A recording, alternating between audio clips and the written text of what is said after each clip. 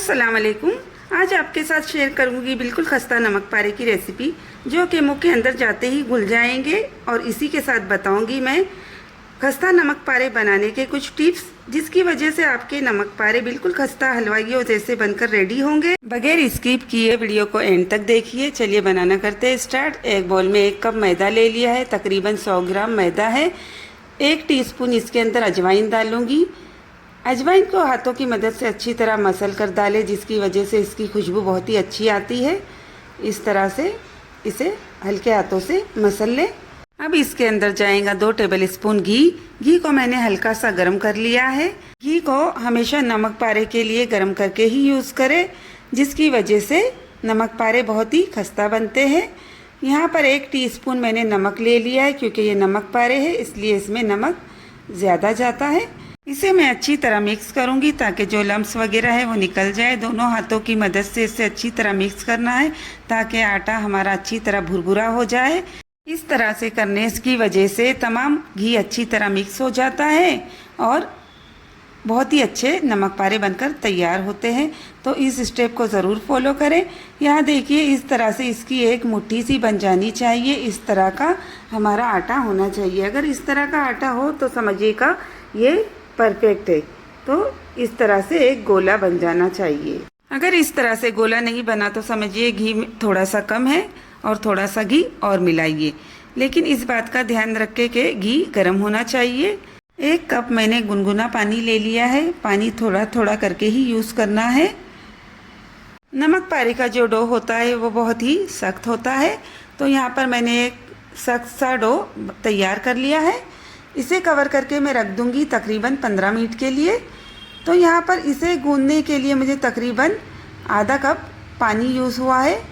15 minute हो चुके हैं। डो को मैं चेक करती हूँ कि इसे हल्का सा मसल कर सॉफ्ट करूँगी। इस तरह से मसलने से डो काफ़ी अच्छा सॉफ्ट हो जाएगा।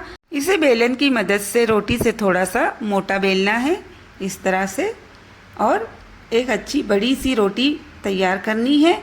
इसकी साइड चेंज करके इसे बेलना है ताकि बेलने में काफ़ी आसानी हो जाए। तो यहाँ पर मैंने इसे अच्छी तरह बेल लिया है। अब इसे चाकू की मदद से कट करूँगी।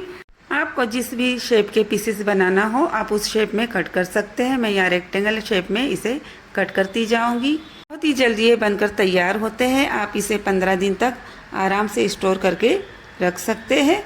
तो यहाँ पर इस तरह से मैंने तमाम पीसेस बना लिए। एक नॉन स्टिक कढ़ाई गैस पर गर्म होने रख दी है। इसके अंदर ऑयल गर्म होने रख दिया है। नमक पारे का ऑयल अच्छी तरह गर्म होना चाहिए। फुल फ्लेम पर ऑयल को अच्छी तरह गर्म करेंगे और फिर गैस का फ्लेम लो कर देंगे। लो फ्लेम पर ही मैं नमक पारे को डीप फ्राई करूँगी। तो यहाँ पर इस तरह से एक एक गुच्छा करके इसे इस तरह से डालेंगे। घबराइए नहीं, ये अपने आप ही अलग अलग हो जाएंगे। तो यहाँ पर मैंने तमाम नमक पारे को डाल दिया है। गैस का फ्लेम स्लो है। अब इसे हल्के हाथों से चम्मच की मदद से इसे हिलाऊंगी।